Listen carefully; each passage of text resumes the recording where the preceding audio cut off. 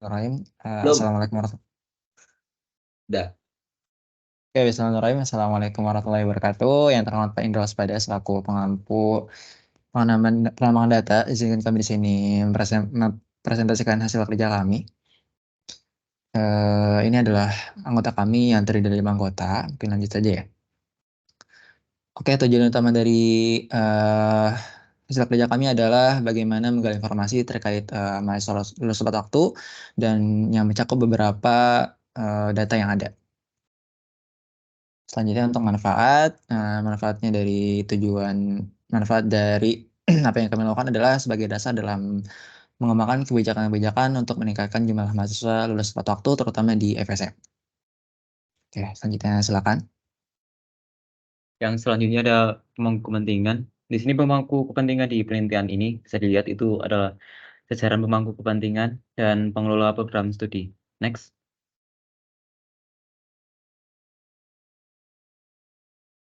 Selanjutnya ada rumusan masalah. Di sini ada 4 rumusan masalah. Yang pertama ada distribusi IPK mahasiswa. Yang kedua ada pengaruh IPK terhadap lama studi.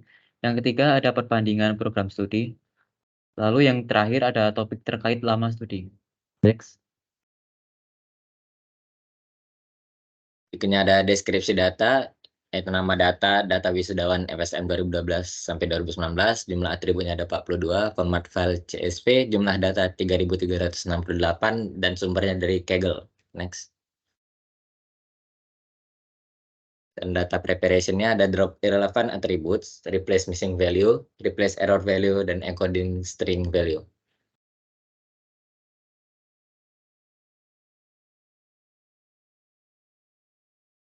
Untuk modeling, dalam penelitian ini kami terdapat beberapa model yang diuji pada penelitian ini.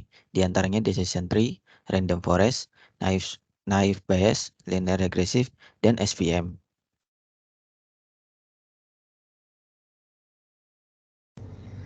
Selanjutnya ada hasil evaluasi dengan penerapan model klasifikasi yang telah dijelaskan sebelumnya. Di sini kami mengecek terlebih dahulu korelasi matriksnya. Di sini dari beberapa atribut yang telah dibersihkan sebelumnya dari 42 atribut menjadi 13 atribut di sini, termasuk dengan indikator tepat waktu, yaitu tepat waktu. Dan ada beberapa encoding string, yaitu tepat asal, jurusan, dan tepat waktu itu sendiri. Di sini menunjukkan korelasi matriksnya itu kami fokuskan dari nilai IPK. Dari nilai IPK sendiri memiliki keterkaitan dengan indikator tepat waktunya mahasiswa yang lulus tepat waktu dan tidak tepat waktu. Di sini dengan nilai yang cukup bagus, yaitu 0,47, sehingga membuktikan bahwa korelasinya cukup kuat. Lalu selain itu kami lihat lain korelasinya nilai IPK itu dengan tahun kelulusan, lalu dan urutan kelulusan. Nah, sedangkan untuk yang indikator tepat waktu selain nilai IPK ada juga urutan kelulusan dan tahun maksudnya tahun wisudawan atau mahasiswa tersebut, tahun angkatannya. Boleh lanjut. Karena langsung lanjut saja ke hubungan korelasi nilai IPK-nya di sini. Yang lebih dalam lagi di sini, karena melalui korelasi matriks tersebut kan tadi ada, kalau melihat ada keterkaitan yang cukup kuat antara nilai IPK dengan jurusan, yaitu NM, PST, MSPST yang telah kami encoding juga. Lalu di sini terlihat bahwa data yang ada di sebelah kiri itu data itu berdempetan dan dan menyebar cukup bagus. Jadi sehingga kedua atribut ini akan memiliki pengaruh kuat dalam mempengaruhi mahasiswa yang lulus tepat waktu dan tidak tepat waktu. Selanjutnya nilai IPK diuji lagi keterkaitannya dengan atribut yang tinggi lagi, yaitu seperti tempat asal. Nah, tempat asal di sini juga bagus, menyebar dan berdempet, lebih menyebar dan berdempetan. Namun karena tempat asal itu memiliki kategori yang lebih variatif dan terlalu banyak di sini karena merupakan nama kota. Jadi kami tidak menggunakan tempat asal terlalu banyak karena value-nya atau datanya tersebut yang terlalu banyak gitu, terlalu variatif. Jadi tidak mungkin ditampilkan semua kota dalam satu grafik, kecuali jika diubah ke dalam bentuk provinsi yang mungkin cukup sedikit lagi. Boleh lanjut. Nah, yang selanjutnya ada nilai IPK dengan tahun mahasiswa. Di sini juga menunjukkan hasil yang bagus, sama halnya seperti terkait dengan nilai IPK dan tadi sebelumnya jurusan. Lalu selanjutnya ada keterkaitan antara nilai IPK dan TUPOL, di mana di sini juga berdempetan, namun dari hasil yang di sini itu tidak cukup merata. Jadi menurut kami potensinya untuk pengujian kedua atribut ini dalam menentukan masih tepat waktu atau tidak itu kurang cukup bagus.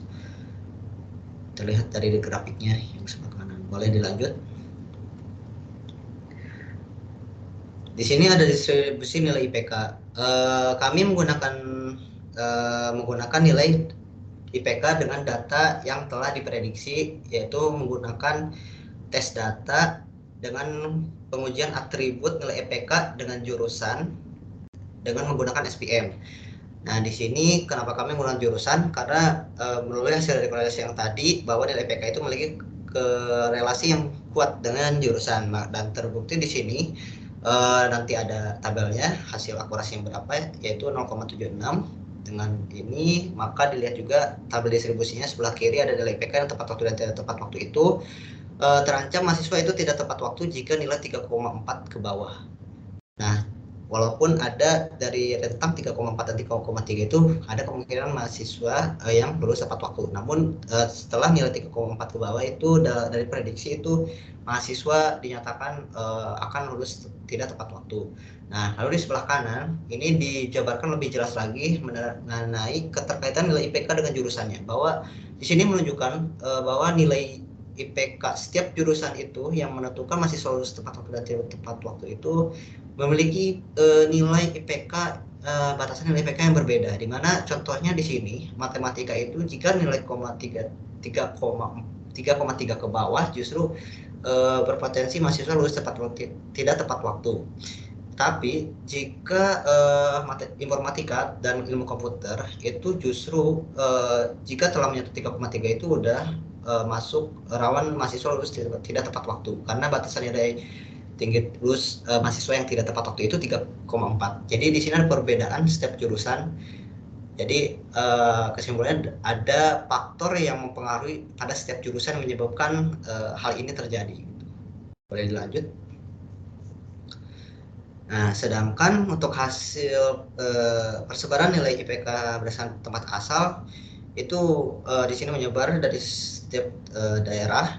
Namun hasil yang dihasilkan itu cukup tetap sama dengan grafik yang pertama tadi, yaitu di mana nilai 3,4 ke bawah itu udah rawan mahasiswa dinyatakan lulus tidak tepat waktu. Diprediksikan akan seperti itu. Boleh dilanjut. Di sini akan saya jelaskan perbandingan hasil prediksi yang kami terapkan dengan beberapa atribut dan atribut lain, dan dicoba pada berbagai model yang dijelaskan sebelumnya. Di sini yang pertama ada hasil prediksi nilai IPK dan jurusan dengan SPM, di mana hasilnya itu yang tadi ditunjukkan pada distribusi nilainya, yaitu dengan SPM ini mendapatkan 0,76. Jadi di sini merupakan nilai yang cukup bagus bagi kami. Melihat juga dari informasi yang dihasilkan juga cukup bermanfaat juga untuk langkah saran ke depannya. Boleh lanjut. Nah, namun ada juga yang nilai yang akurasi yang kami dapatkan lebih tinggi, yaitu 0,8, yaitu masih tetap nilai IPK, namun dengan hubungan urutan kelulusan. Di sana ada typo, harusnya urutan kelulusan, yaitu RLSM, di mana nilai itu dengan random forest 0,82, di mana hal ini sudah pasti harusnya karena urutan kelulusan jika semakin tinggi maka akan dinyatakan kan semakin mahasiswa itu tidak tepat waktu, sehingga di sini hanya akan mendukung nilai-nilai IPK mana saja yang menyebabkan urutannya itu lebih tinggi dan menyebabkan mahasiswa itu tidak tepat waktu. Boleh lanjut. Di sini kami juga mengambil lagi nilai yang lebih besar dari itu, yaitu 0,96, yaitu menggunakan nilai IPK dengan random forest dan atribut urutan kelulusan juga. Boleh. Nah, dan atribut urutan kelulusan dengan tahun asal mahasiswa. Di sini 0,9 itu cukup tinggi dan berpotensi overfitting, dan kami juga berpendapat demikian karena sudah pasti harusnya jika dilihat urutan kelulusannya itu semakin tua, maka jika maksudnya tahun wisudawan itu semakin tua tapi urutan kelulusan semakin tinggi, berarti itu kan sudah cukup menunjukkan bahwa masa itu tidak tepat waktu. Nah, sedangkan urutan lulusan yang rendah tapi tahunnya cukup muda, itu kan pasti dinyatakan bahwa itu cukup tepat waktu. Kalau jika dilihat dari urutan kelulusan dan tahun, sehingga mungkin akurasinya itu pasti tinggi 0,96 dan terlihat, tapi tidak cukup menghasilkan informasi yang berharga dari sini. Sehingga oke, untuk deployment kami mengupload di Kaggle. Untuk hasilnya yang kami upload itu yang tadi outputnya 0,76 dan 0,8, di mana percobaan yang 0,76 itu yang SPM dengan menggunakan nilai IPK dan jurusan, dan tadi random forest dan nilai IPK dan urutan kelulusan. Boleh lanjut.